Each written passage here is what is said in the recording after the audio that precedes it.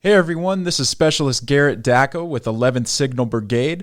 Today we will be talking to Sergeant Cynthia Ramirez with the 1st Cavalry Division on today's episode of The Great Big Podcast.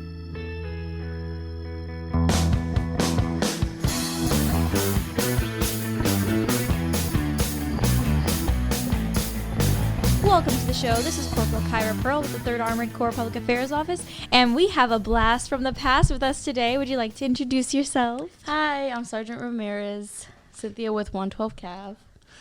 It is so nice to have you back. Why are you here with us today? Well, from what I recall, I was told to be interviewed for passing Master Gunner School just recently.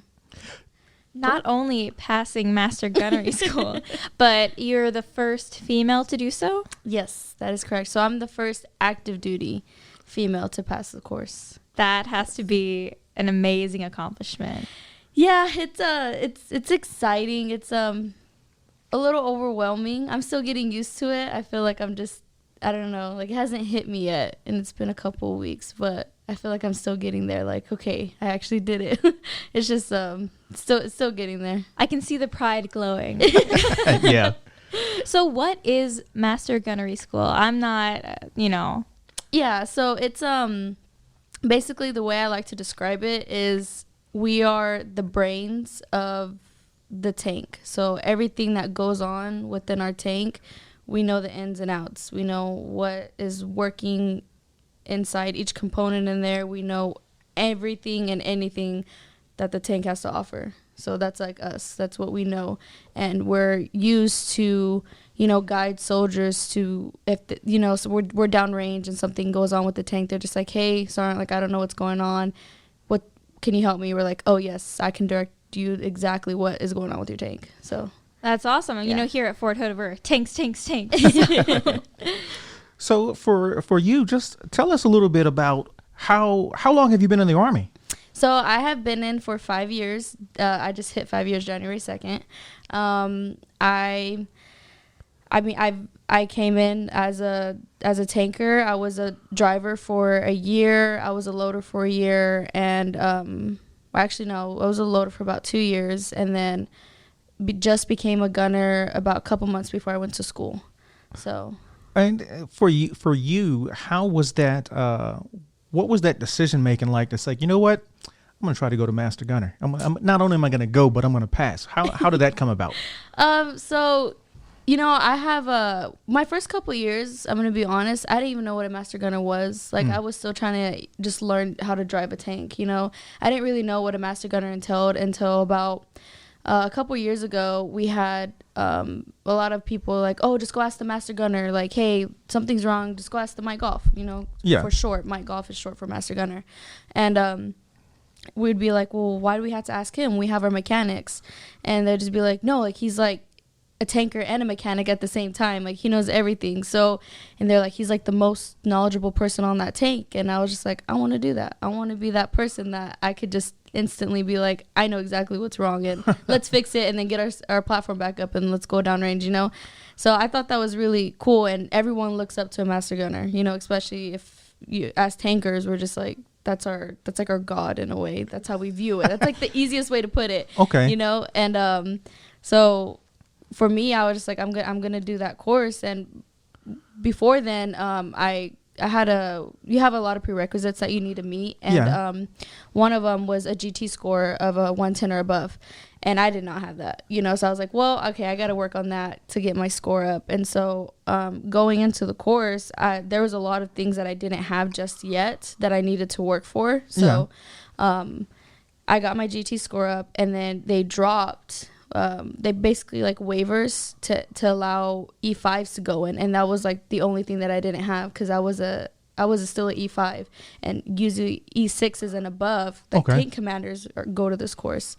So as soon as they said like E5s are allowed to go, my leadership was just like, you've been wanting to go, let's go, let's shoot you for it. So I was about to say, your E5s is the most recognizable NCO rank, the most common, and also the most achievable for a lot of us newer soldiers. So it's amazing to see the first female is one of us. Yes, E5. And, that's like something that I always like to say is just like, look, I'm in E5. Usually you have sergeant first classes and staff sergeants go through this course.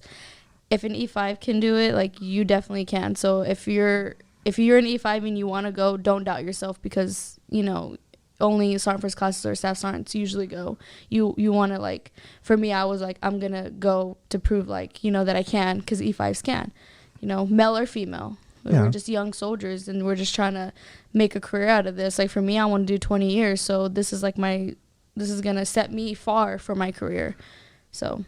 No, yeah, that's amazing. Yeah. What was the process like getting accepted into the course? Since you're the first female to graduate, I'm sure it must be different. Yeah, no, so, you know, we have the course in general, the schoolhouse, like, they treated me just as they treated anyone else in that schoolhouse. You know, they didn't see me as walking in there, she will be the first female master gunner, she passes. You know, they did not even bring that up. They're just like, you're here to pass master gunner school, and that's what we're going to do for you. You know, like, male or female, you're going to get through. And I really appreciated that, you know, because, like, people will maybe take it as, they may have made it easier for her to go through and stuff, but that wasn't, like, the thing at all. They treated me just as the same. So it was just, like, the same process. You know, I was just there to pass, just to become a master gunner, just as everybody else. And yes, like, I did become the first female, but I had really good leadership that made me stay humble, you know, and kept me like, you know, on level ground, just as the rest of the students in that course with me. I'm so glad. I was worried that you might have had more difficulty. I'm glad that everyone was on the same playing field. No, yeah, everyone was. It was hard, and, like, I was explaining it earlier, but I never went to college. You know, like, Army was, like, the first thing that I was like, you know what, I don't have a direction what I want to do for college. So right after high school, let me just join the Army, and college is free. So let me take that offer too. And so going into the school, like, like, the studying and having to know how to memorize stuff, it was so overwhelming for me, because I never went to a school. I haven't been to a school, I haven't been to college, so I didn't know, like, how to get the studying habits down. What do I need to study? Like, how do you even memorize all this stuff? And you have a couple people in the class with you just like, oh yeah, this is kind of like college, you know, like, but 10 times more intense, but kind of the same concept. But they're just like, okay, so this, and I'm just sitting there like, I have no idea even how to do this. So yeah, it's definitely it's a challenging course, I will say that 100%. But for me, it was, and I didn't pass the first time. So the first time that I went through, I had failed. I went through the first 3 phases and got through them, but then the third phase I failed.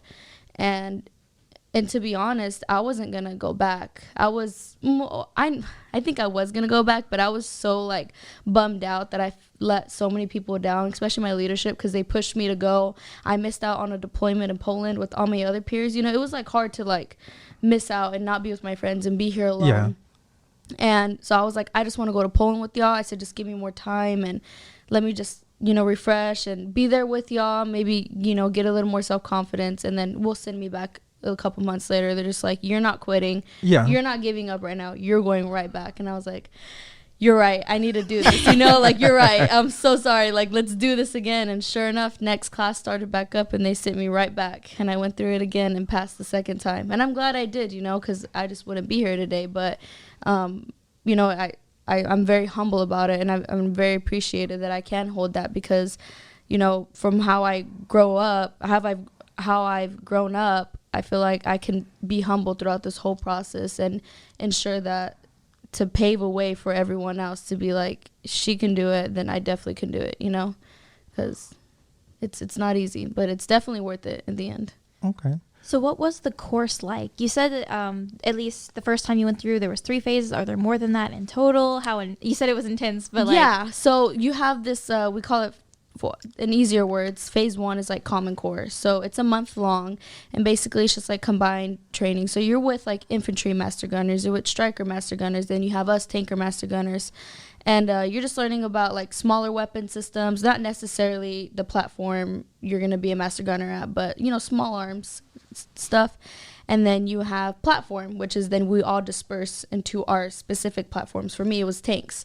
So that's 2 months long. It's about 2 months and some change.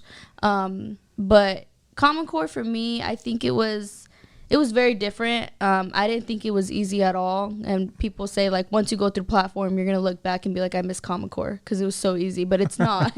Like, if you're going through Common Core, it's not easy. But once you get through it and then you get to your platform and you're just like, okay, this is my meat and potatoes. This is like what I'm going to be an expert on. That's where, like, it gets super intense. And so I think just the difference between those two phases, like, for me, I went through Common Core and then straight into platform. Some people do Common Core, take a couple months break because it's your choice. You could do, or unless like it just beneficial for you to just go straight through, then do it. Yeah. But for me, I went to Common Core 1 month and then straight to platform, which is 2 months. So in total, I was there for about 4 months because I did a prereq course, which is called ATAC. Yeah. And it's just like they do 2 weeks of 1 week of Common Core, 1 week of platform, and they just do it all in 2 weeks, and they just like, hey, this is what to expect. Let's do it. And, and you had to pass that course too. So it's just like, oh my goodness. Like, but it's nice. I really recommend people wanting to go to Master Gunner School to take a prereq course, whether it's ATAC, what I went through, Sable Academy, or Impact. There's prereq course that you could take before you start the actual school. Okay. So for you, that, like, and you said it was there. So with failing and you restarting the course, how was that? Like, how was that coming back and knowing like, oh man, I have to do it again now? I was really I was nervous because the first time that I went through, not Common Core because I passed that the first time. Platform is where I fell out.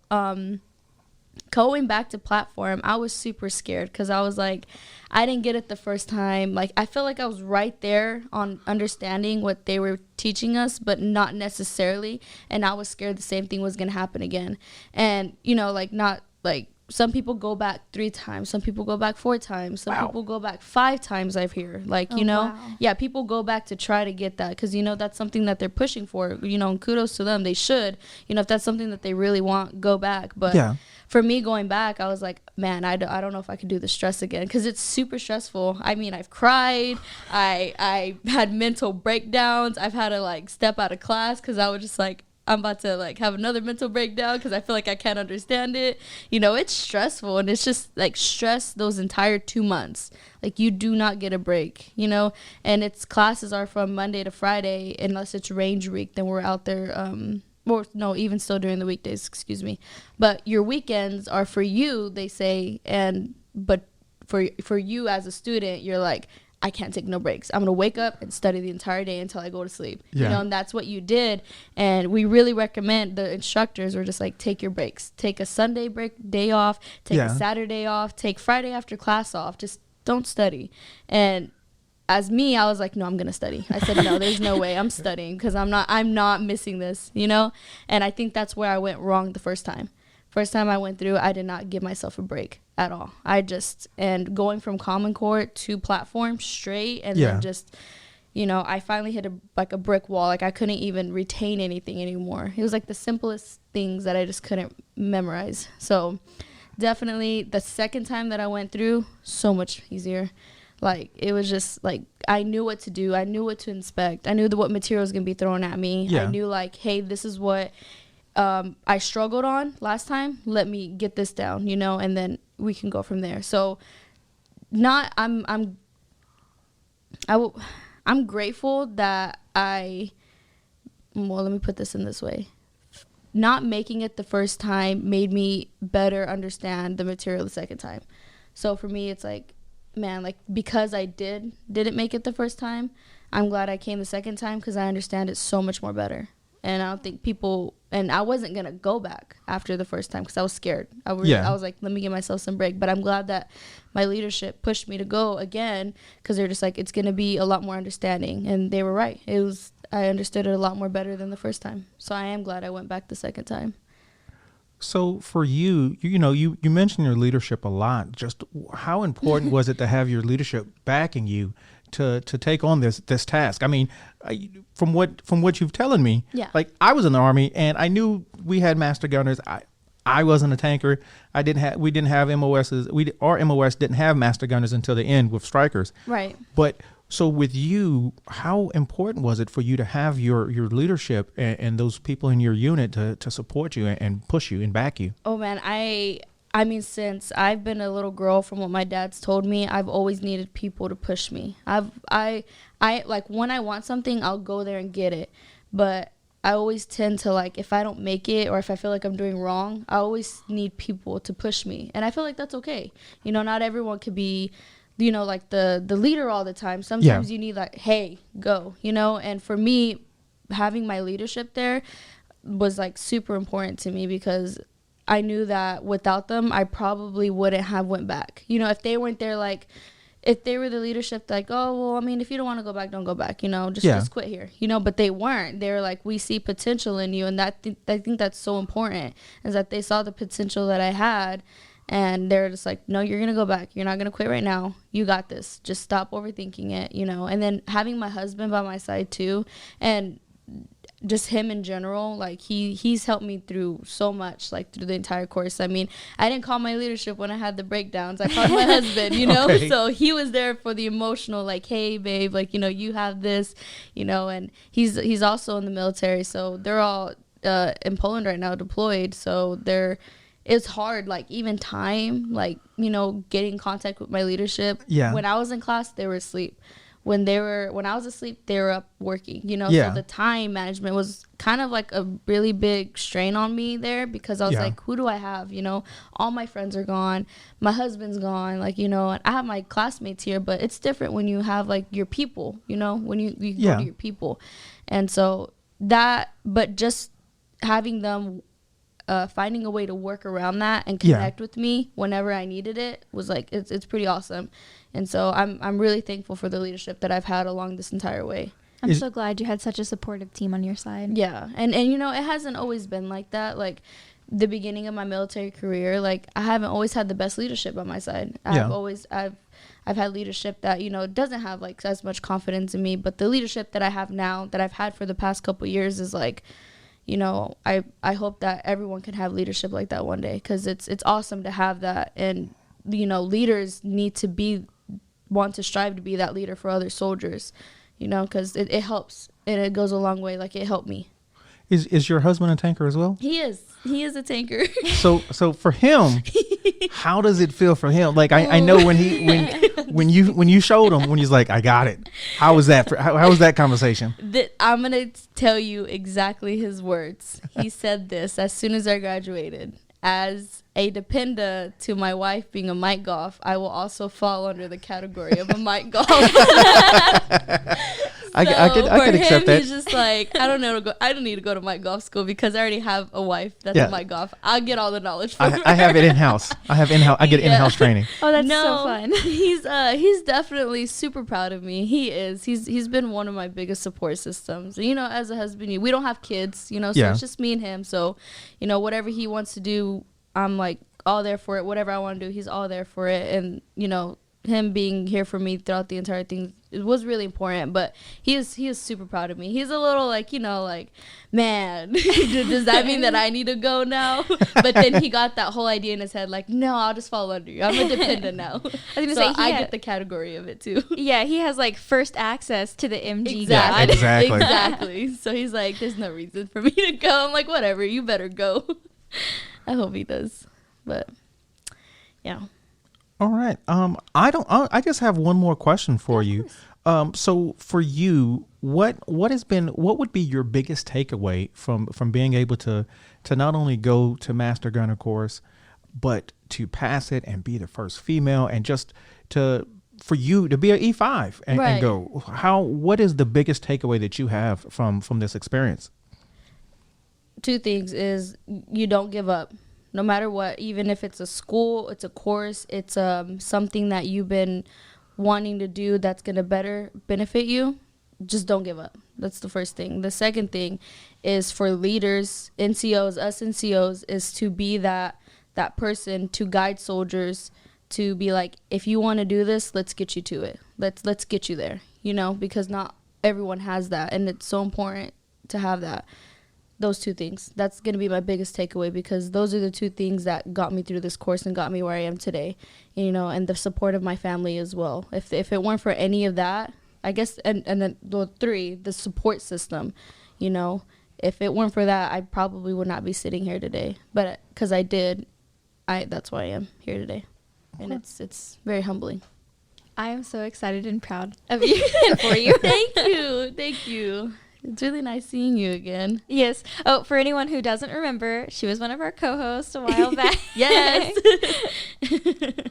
All right. Do you have anything else, Corporal Pearl? Thank you so much for coming here today and telling us about your story. Thank you. Thank you so very much. Bye. Hi there, I'm Rachel Bethel. I'm the Public Services Librarian at Casey Memorial Library, and I just hope you guys step by. Casey Memorial Library is located at the corner of 72nd Street and 761st Tank Battalion Avenue, next to the CTC building.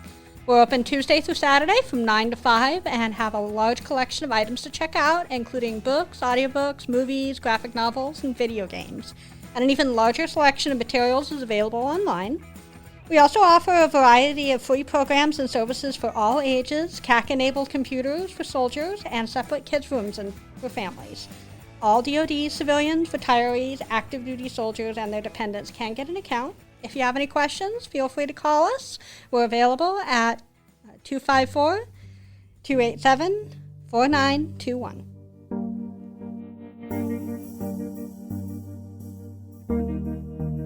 We have multiple blasts from the past today because you're finally back. I know. It's about time. I'm sorry for those that may have missed my voice, or sorry for those that was glad I was gone. I don't know. But I am back, so. We missed you. Thank you.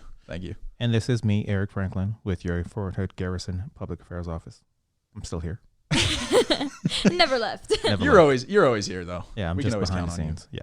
We have to have some constants in this thing. Right. So I missed the actual interview, which I'm very saddened about, because I mean, one of our old co-hosts. Yeah. And one of the first female master gunneries for her tank. I heard. So super fun week this week, and I'm very sad I missed the actual. It was a really good interview. You should be sad. Yeah. It was pretty good. She's pretty cool people. Yes. It's almost like we know her. I know, right? It's crazy. she knew where everything was in the office. It was all good. It's fun. So now she's a guru of the M1 Abrams, I heard. Yes. So she knows everything there is to know. Exactly. She can do everything. She can do everything on every part of it, and just I know what's going on here. Oh man, that's so cool. I want to go. I always used to have the little toys of tanks and stuff, playing army men when I was a kid, and it was always the tanks that I loved. Yeah. So. Well, I mean, we are known for our tanks here, so. Yeah. That is true. I drive by First Cav and just I don't want to say I dream, but maybe I slow down a little bit as I'm driving past, just a little bit. Give that little head nod. I see you. So since you weren't here to tell us, how was your New Year's? Do you have any resolutions? Or we decided to call them goals, a little less intimidating. Okay, I like that because I don't actually like having New Year's resolutions. Oh. Yes, I'm one of those people. I'm much more like a kind of setting goals throughout the year and, trying to accomplish them the best I can. And if they roll over, they roll over. So one of my big goals for this year is to travel more often. A lot of the time, especially last year, I found myself kind of hoarding my vacation days, my leave days. Mm-hmm. And so this year I kind of want to spread them out a little more. I used a lot of days for Christmas to spend time with family and do stuff back home, but this time I kind of want to spread it out, do summer trips, do spring trips, maybe a trip in the fall, go back east. I've never been to the East Coast before.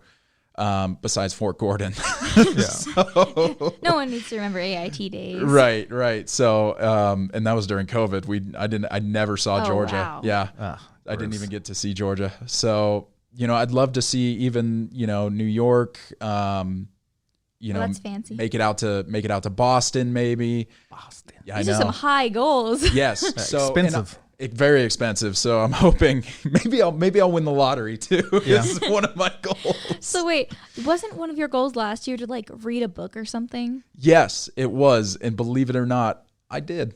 Oh. Yes, so I achieved one of those actually fairly much earlier than I thought I would Really? too. Yeah, I think I finished it. It had to be some point like October, November. I think I finished it. Yeah, so this year I will. You know what? I'll read 2 books this year. How about that? My goal. Back to back. My goal is to read 6, but I haven't started one. And we're coming to the end of January already, which is insane to say. I know. Like, we're almost at the end of January. We're fully in 2023. Yeah. It feels weird. January is done, and then February is a short month, and then March, who cares? And that's it. It's the summertime. And then that's it. Once the summer's here, it just starts getting so fast. Basically over. Yeah, the year's over once summer hits. Yeah. But I will say February is a big month because of the Super Bowl. Ooh. Yes, it is. So for those sports fans out there, I know I'll be watching. Yes, I will be. So hopefully maybe your Commanders will be nice enough to give you a late work call that Monday. Hopefully so. If not, just party responsibly. Yes. Enjoy the game responsibly. We will be you know what? I think I'll go upstairs and ask the CG about that one day this week or next week. We'll see what he says. What day is the game again? So the Super Bowl this year will be on Sunday, February 12th. Oh, that's actually coming up really fast. Yes. So and it starts at 5:30 p.m. Okay, cool. Central Time. On a Sunday. Ooh. Oh, yeah, because those can go pretty late, huh? Yes. Especially the Super Bowl. It is a lot of commercials. So some people's I'm one of the people who only watches the commercials. And then, I just make sure the team I wanted to win wins at the end. Right. And then also the halftime show. Yes. I don't even know who's doing the halftime show. They said? They did. I can't remember who they said this year. I don't remember. Not Rihanna. Is it Rihanna? I don't know who it is. Yeah, we'll figure it out. I'll We'll come Google back it next before the week next with it. week. Yeah. Yeah, we'll Google it. But We should have Googled it before, but we didn't. I know. So right now, as we're talking, there are 4 teams in the running. Mm-hmm. We have the Philadelphia Eagles, Boo. the San Francisco 49ers, Boo again. the Cincinnati Bengals, Mm-hmm. and the Kansas City Chiefs. So I You don't know. sound happy with any of the options. Well, he's very upset that his Cowboys lost. Yes. I know okay. that. Yes. Go Niners. And you and I are both rooting for the Niners, right? Yes. All right. So we got 2 against one that already lost. So. 2 against 1 that's not happy about anything. Right. So we're doing pretty good. Just so both of you guys know, the Cowboys have not made it out of the NFC in 28 years. They're cursed. I'm telling you, they 28 are years. cursed. 1996. That was the last time they made it out of the NFC. I only even started watching because of my stepdad-in-law, and he loves San Francisco. So Go Niners. Horrible. I grew up in the Bay Area, so I've always been a San Francisco fan. And now all my friends, I met so many people from that kind of area as well. Nice. And so we all just get together and we all root for the Niners, and it's awesome. So sorry, Cowboy fans. I hope we make it to the bowl. If you were a Raiders fan, I could accept that. I never got on the Raider hype. Oh. I know. And my dad lives in Oakland. Yeah, So- I could do the Raiders. I like the Raiders too, but I don't know. Now that they're the Las Vegas Raiders, they're kind of Yeah. And this year they weren't. No offense, Raiders fans. You guys weren't that good this year at all. So, and I know you guys had injuries. Every team does. Yeah. Look at the Niners, though. We're on our 3rd string quarterback, and we're in the playoffs. So I'm just saying it's not impossible. But Horrible. yeah, I think other than that, this year, since it's January, it's starting to heat up or cool down, whichever way you want to look at it, because Both we're in ways. Texas. Yeah. It doesn't make up its mind until May, Yep. But I know training is starting to pick back up, so you're going to start hearing a lot of boom. If you're in the Central Texas area, you're going to start hearing a lot more booms and bumps in the middle of the night and day. So just be prepared for that over the next couple of months, because, you know, as it starts to warm up, you know, soldiers, we got to get out there. We got to train because, you know, Fort Hood, that's what we do here at the Great Place. Yeah, if you're on post, it's already started up recently, and I'm sure the closer you are, the louder it feels. Yeah, I can. Every morning I wake up, I walk outside, and I can already hear them going off. But I love it. You got to remind yourself sometimes at night, because like it can get scary sounding. Yeah. So. Oh yeah. But we also like to say here, new year, new me, same training. So exact same training. Pretty much. Not exactly the same. We're always evolving. We're always an ever evolving army. We're always there. But we are always training. That is for sure. That is one thing you can count on. Yes. So do you guys got anything cool, interesting coming up over the next week? Nothing? Planning my husband's birthday party. Oh. What do you got? Oh, well, you can't tell us. No, I can't. Because I know he's a surprise. So he doesn't listen to this. Don't worry. Sorry, Mr. Pearl. So now we got to find out when he gets off. Because someone listens and it's going to get back to him. So we got to wait till we get off to know. So. Right. Well, I think that's it. I think we'll go ahead and get off. Well, you guys enjoy the rest of your week, and you have a wonderful week, and we will talk with you guys next week. See you next week. Bye.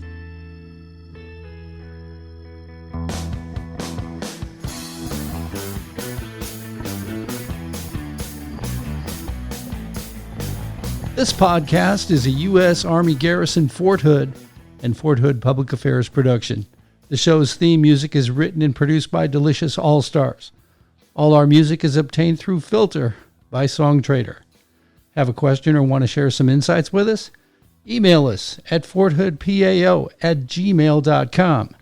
You can follow us on Facebook, Instagram, and Twitter at USAG Fort Hood. And as always, be sure to leave a review and subscribe wherever you listen to podcasts.